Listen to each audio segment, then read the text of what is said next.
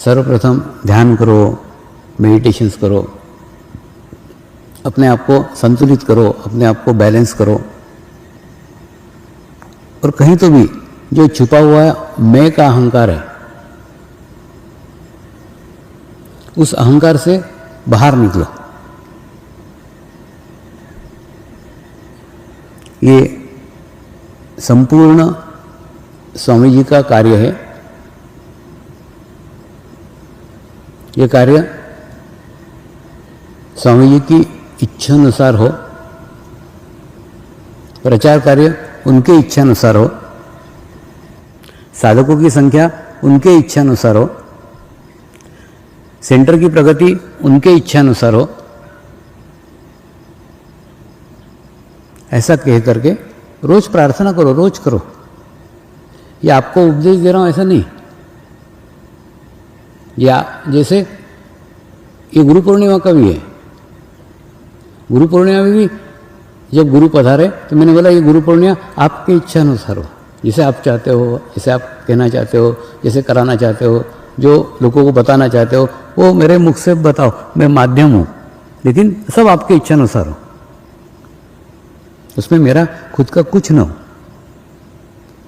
तो अच्छी हुई तो भी उनकी इच्छा से, बुरी हुई तो भी उनकी इच्छा से, उसमें अपना कोई रोल नहीं रहता। जैसे मैं बताता हूँ कि नहीं, मैं तो वेटर हूँ, खाना बनाने वाले रसोई अलग है, वो खाना बना के देते हैं, वो अच्छा देते हैं, अच्छा पहुँचाता हूँ, वो खराब देते हैं, खराब पहुँचाता हूँ। अच्छा लगा तो भी उनको बताओ, बुरा लगा तो भी उनकी कंप्लेंट करो। तो जो कुछ कहना उनको कहो, मैं कुछ हूँ ही नहीं।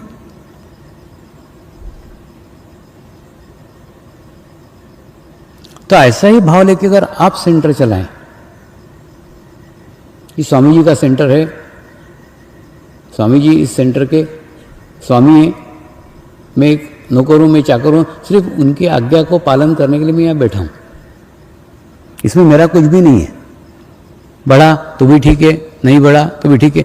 देखो, जब आप पूर्णतः सौंप देते हो ना, तो वो उनके इच्छानुसार होता है, और उनके इच्छानुसार होता है वो अपने कल्पना से भी बहुत अच्छा होता है।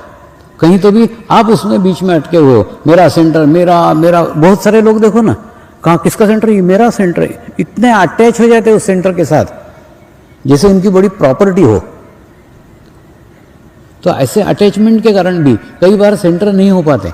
जैसे मैं बताता हूँ कि नहीं, माँ बच्चे के साथ अटैच हो जाती है, मेरा लल्लू मेरा लल्लू मेरा लल्लू, लल्लू का सत्यानाश। वैसे तुम मेरा सेंटर मेरा सेंटर मेरा सेंटर करके सेंटर का सत्यानाश। तो तुम उसमें से अटैचमेंट छोड़ो ना, स्वामी जी जाने ना वो सेंटर जाने, भाड़ में जाए, तो ऐसा करके तुम उसमें से बाजू हट जाओ, तो ऑटोमेटिकली वो डेवलप हो जाएगा।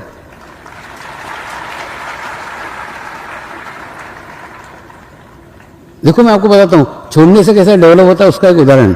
दांडी दांडी दांडी दांडी घुसे हुए थे 8-7 साल से वहां, दांडी दांडी छोड़ दिया, दांडी तो सब जगह दांडियां दांडियां दांडियां हो गई, हुआ कि नहीं? तो चिंते हुए तो उसी से जुड़े हुए, उससे बाहर निकलना नहीं चाहते थे, घूम फिर के वहीं वहीं वहीं वहीं। जैसे छोड़ दिया, अब छोड़ दिया वो आश्रम को, वो डूबने वाला है, छोड़ दिया। जैसे ही तुमने, इसीलिए मेरे को बोलना पड़ा कि आप छोड़ दो उसको। जैसे मुक्त कहीं पे भी अटैचमेंट रखोगे तो उसका भी डेवलपमेंट, और वहां पे भी रोड बन गया। जैसे तुमने छोड़ा वो दांडी डेवलप हो गया, तो तुम पकड़ के रखा था तो वहां इतने साल से रोड नहीं था, इसीलिए गुरु पूर्णिमा नहीं हो रही थी। तो जैसे छोड़ा वहां भी रोड हो गया, दूसरी दांडी भी निर्माण हो गई। तो ये अटैचमेंट उस जगह को डेवलप नहीं होने देता है, बांध के रखता है। जैसे एक आधे बच्चे के हाथ पैर बांध के कस के उसको रखो, बोले हाँ तू अब बड़ा हो, तो कहाँ से बड़ा होगा? तो वैसे उसको विकसित होने के लिए थोड़ा मुक्त रखो ना, थोड़ा फ्री रखो ना। जैसे अपन देखो माली पौधे लगाता है कि नहीं, एक पौधा यहाँ लगाया, एक पौधा यहाँ लगाया, फिर 4 फीट पे एक पौधा लगाया, फिर 4 फीट पे एक पौधा लगाया। हम देखते हैं कि नहीं, गार्डन में जाते हैं, माली कितने बगीचे में फूल लगाता है, एक ये फूल का झाड़ है, ये एक फूल का झाड़ है, और प्रत्येक झाड़ के बीच में गैप है, प्रत्येक झाड़ के बीच में स्पेस है। 2 झाड़ पास पास में नहीं है। एक अच्छा माली, कुशल माली कभी भी 2 झाड़ पास पास में नहीं लगाएगा। अच्छा ये आम का वृक्ष है क्या, इसको फैलने में इतना जगह लगता है, वो उसके आसपास फिर कोई झाड़ नहीं रहेगा। क्या कारण है? कारण ये है प्रत्येक की अलग अलग विशेषता है, और दूसरा प्रत्येक को डेवलप होने के लिए, प्रत्येक को विकसित होने के लिए थोड़ा खुला होना चाहिए। जितना खुला रहेगा तो ऑटोमेटिकली क्या होगा, वो खुद खुलेगा, उसको खुद को डेवलप करने को टाइम मिलेगा, जगह मिलेगी, और जैसे जगह मिलेगी वो विकसित होगा। ठीक उसी प्रकार से आप भी सेंटर से अटैच मत हो, सेंटर को भी विकसित होने दो ना। ये स्वामी जी का सेंटर है, बड़े तो बड़े, नहीं बड़े तो भण दे दिया वो सेंटर छोड़, तो आप छोड़ दो, आप छोड़ दोगे वो डेवलप हो जाएगा। आपने पकड़ के रखा हुआ, आपने बांध के रखा मेरा सेंटर। देखो यहाँ पे भी कैसे बोल रहे हैं, मेरे सेंटर पे लोग नहीं आ रहे। अरे तेरा कहाँ से हो गया? लेकिन उनके प्रश्न में उनका दोष छुपा हुआ है, मेरा सेंटर कर। तो इसलिए ये एक प्रश्न है, उज्ज्वलाबेन जानबूझ के ऐसे प्रश्न लेती जो बहुत सारे लोगों ने पूछे रहते, तो ऐसे बहुत सारे बैठे हुए चिपके हुए अपने मेरा सेंटर वाले, तो मेरा सेंटर छोड़ दो। दूसरा, कई बार मैं आपको बताता हूं, तुम्हारा रोल चपरासी का रखो। ये मैं मेरे जीवन का रहस्य बता रहा हूं, जो मैंने करा है वो आपको करने के लिए बोल रहा हूं। तो जैसा मैंने भी मेरे जीवन में एक चपरासी का रोल रखा था, तो चपरासी के रोल का क्या रहता है, ये इधर से चिट्ठी आई उधर पहुंचा दी, उधर से चिट्ठी आई उधर पहुंचा दी, बाकी उससे कुछ लेना देना नहीं है।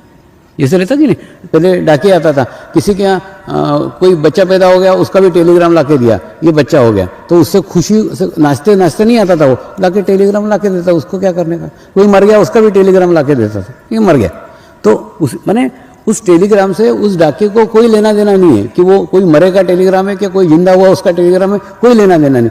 उसी प्रकार से तुम खुद रहो ना, ऐसा मैं रहा हूँ, अलिप्त रहा हूँ, ये सब में से मुक्त रहता हूँ, अपना स्पेस अपनी जगह बना करके रखता हूँ, तो उसमें उसका कोई उस पर प्रभाव नहीं होता, कोई इफेक्ट नहीं होता।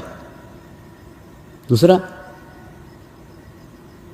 ये आते हैं कि नहीं, फोटोग्राफर फोटो निकालते हैं, कभी अच्छे के भी फोटो निकालते हैं, बुरे के भी फोटो निकालते हैं, तो कैमरा रहता है कि नहीं, कैमरा निर्जीव रहता है। कुछ एखादा छोटा सा बच्चा पैदा हुआ, उससे न्यूली बॉर्न बेबी का उसका भी फोटो निकालेगा, क्लिक। उसके बाद में एखादा आदमी मर गया, उसकी अर्थी जा रही है, उसका भी फोटो निकाला, क्लिक। वो एक ही कैमरे से दोनों फोटो निकलता है, अर्थी के भी निकलता है और एक छोटे बच्चे से भी निकलता है। लेकिन क्यों निकलता है? वो अर्थी का फोटो निकालते समय कैमरामैन रोता है क्या? नहीं। उसके बाद में कैमरे में से कुछ आंसू निकलते हैं क्या? नहीं। उसके बाद में वैसे ही अगर छोटे बच्चे का फोटो निकलता है, उस समय वो खुश होता है क्या, हंसता है क्या? नहीं, वो भी वैसे फोटो निकलता है। तो उस दृश्य का उस कैमरे के ऊपर जैसे कोई प्रभाव नहीं पड़ता, उसी प्रकार से आप कैमरामैन हो ना, तो जो चल रहा है उसका प्रभाव आपके ऊपर नहीं पड़ेगा। आप जानते हैं, देखो इसीलिए मैं कई बार कहते रहता हूं कि गुरु कार्य करते करते कार्य गुरु ना हो जाए। ये देखो, ये मेरा सेंटर कहने वाले ना, इनका कार्य गुरु हो गया है, मतलब गुरु कार्य बाजू में रह गया। गुरु बाजू में, गुरु का कार्य यानी गुरु कार्य, और कार्य गुरु यानी कार्य प्रथम, गुरु बाद में। तो जहां गुरु बाद में हो गया कि उस कार्य के प्राण ही निकल गए, निर्जीव हो गया। और जब निर्जीव हो गया तो कैसे वृद्धिगत होगा, कैसे बढ़ेगा? इसलिए सबसे पहले ये सारे सेंटरों पे मैं मेरा सेंटर कहना बंद ही कर दो। ये शब्द एकदम गलत है, मेरा सेंटर वो छोड़ दो, कोई सेंटर नहीं है। और दूसरा, गुरु पूर्णिमा में जब आते हो ना, अभी आपके पास 24 घंटे बाकी है, तो गुरु पूर्णिमा आते हो, तो गुरु पूर्णिमा में अपने सेंटर को छोड़ करके, मेरे शब्दों को फिर से सुनो, अपने सेंटरों को छोड़ करके दूसरे सेंटरों से पहचान बढ़ाओ। उनसे ईमेल लो, अपने फ़ोन नंबर दो, अपना पता दो, उनका पता लो, आप आपके कांटेक्ट बढ़ाओ ना, आप आपका दायरा बढ़ाओ ना।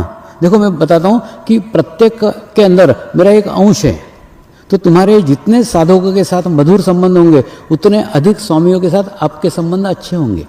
स्वामी प्रत्येक के अंदर है, प्रत्येक के भीतर है, तो आपका संपर्क जितना बड़ा होगा उतने आपके कांटेक्ट बढ़ेंगे। तो प्रत्येक गुरु पूर्णिमा में जब आते हो तो आपके नए संबंध बनना ही चाहिए। और वो कब निकलोगे? तुम मेरे सेंटर के लोग कहाँ है, मेरे सेंटर वाले कहाँ है, मेरे सेंटर में, तुम वहाँ रहोगे तो भी मेरे सेंटर वाले, लैटरिन जाओगे मेरे सेंटर वाले, बाथरूम आएंगे मेरे सेंटर वाले, सब मेरे सेंटर वाले, सब सेंटर वाले। ऐसे ग्रुप बना करके क्यों चलते हो?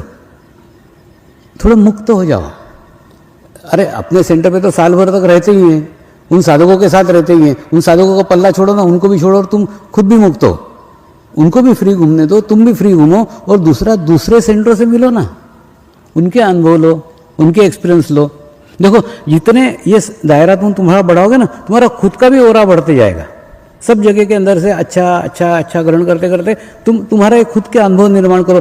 जब घर जाके डायरी लिखो, उसमें लिखो कि मैं इस सेंटर के साधिका से मिली थी, मैं इस सेंटर के साधक से मिला था, उससे ये अनुभव अच्छा लगा, मैंने जो भी मिलते, तो तुम्हारा दायरा, ये देखो ये सामूहिकता जो है ना, ये कलेक्टिविटी है, इसका उद्देश्य है कि आप आपका दायरा बढ़ाओ, आपके सेंटर के इसमें से आप बाहर निकलो, और आपका जितना बड़ा दायरा होता जाएगा उतना आपका चित्त शुद्ध होते जाएगा, उतना आपका चित्त विकसित होते जाएगा। उसको उसके लिए इस्तेमाल करो।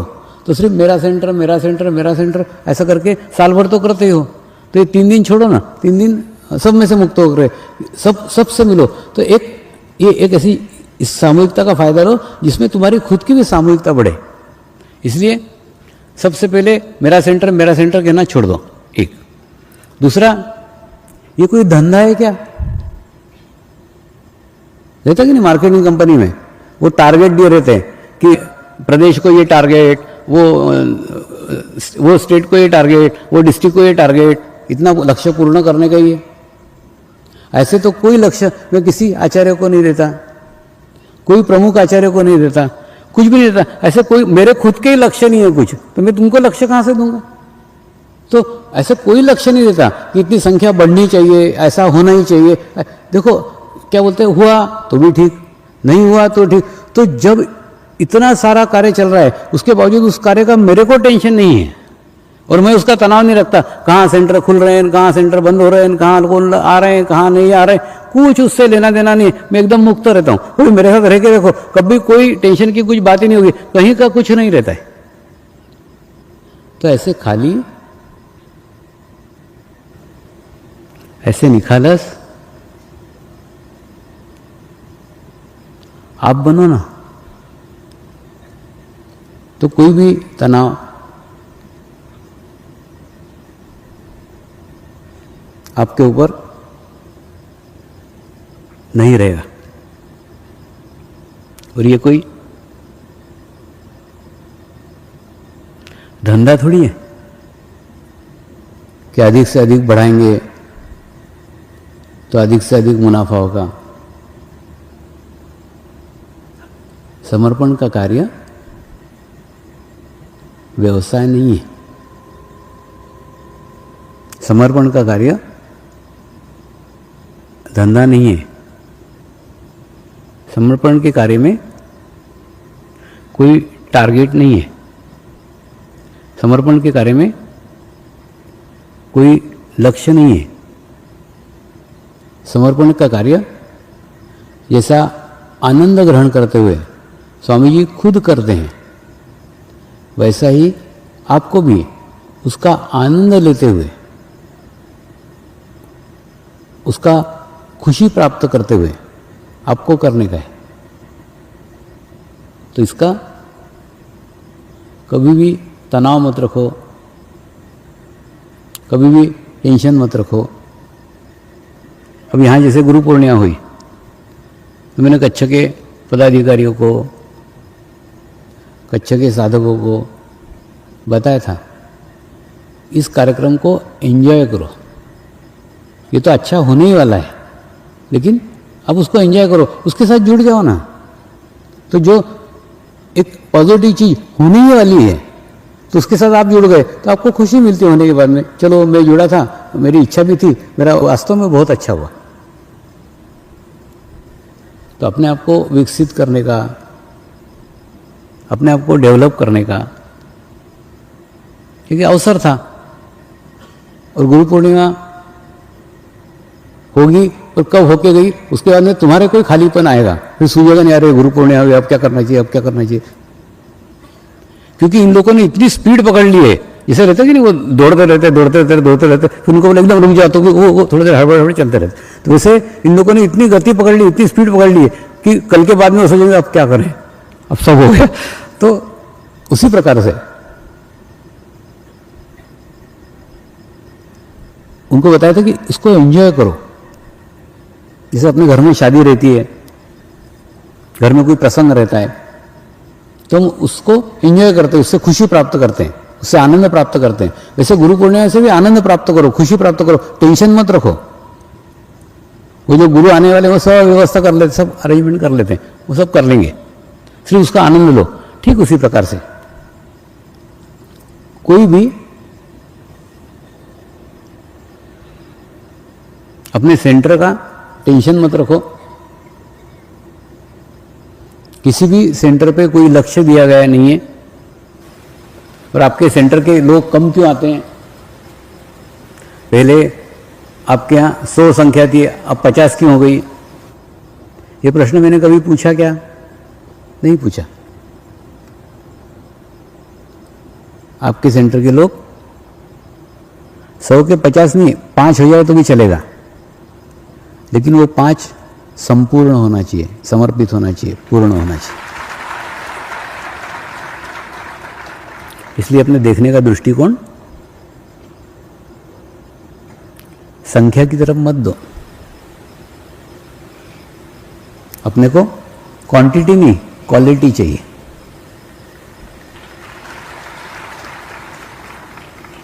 क्योंकि अगर 5 साधक भी अच्छे आपके सेंटर पे तैयार हो जाते हैं तो ये कार्य को अगली पीढ़ी तक पहुंचा सकते हैं। ये कार्य अपने को अपने तक सीमित नहीं रखने का है। ये आश्रम बनाना, मूर्तियां स्थापित करना, पुस्तकें लिखना, ये सब जो प्रयत्न चल रहे हैं ना, ये सारे प्रयत्न हम अगली पीढ़ी के लिए कर रहे हैं। देखो, मनुष्य बचत कब करता है? पोस्ट ऑफिस में जमा करेगा, एफडी बनाएगा, सोने में डालेगा, जमीन में डालेगा, थोड़ी थोड़ी बचत करता है, भविष्य के लिए करता है, फ्यूचर के लिए करता है। और फ्यूचर के लिए कब करता है?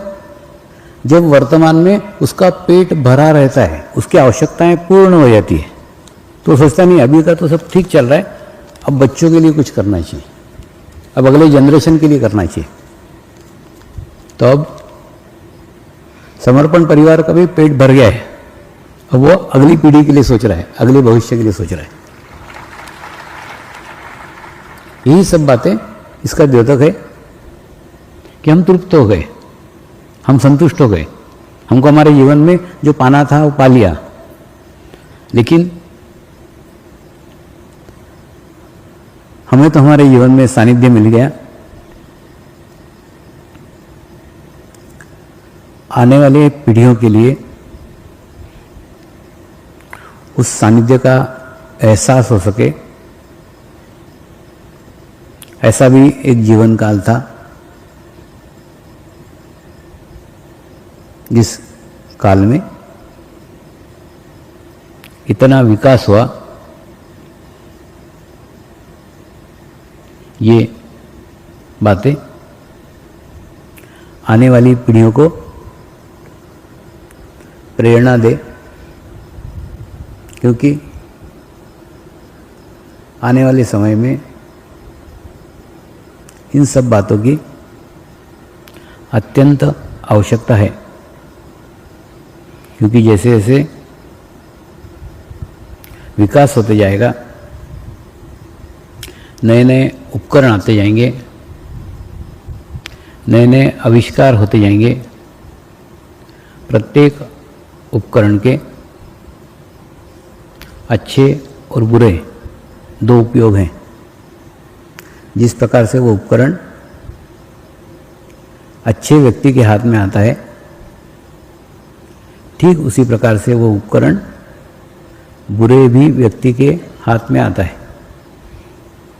और इसी कारण जब भविष्य में वैचारिक प्रदूषण हो जाएगा और ऐसे समय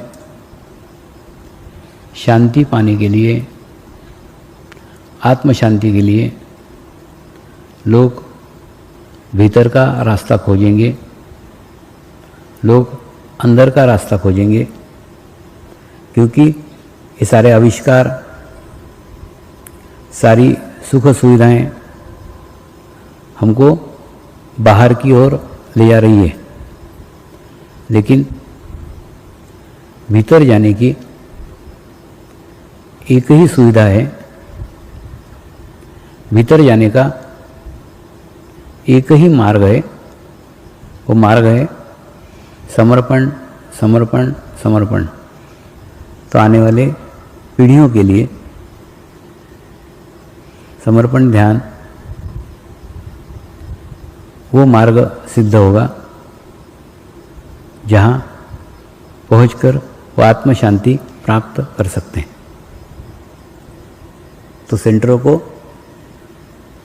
तनाव के साथ, सेंटरों को संख्या के साथ मत देखो और अपने अटैचमेंट से उस सेंटर को मुक्त करो, तो आप देखोगे सेंटर वृद्धिगत हो जाएगा।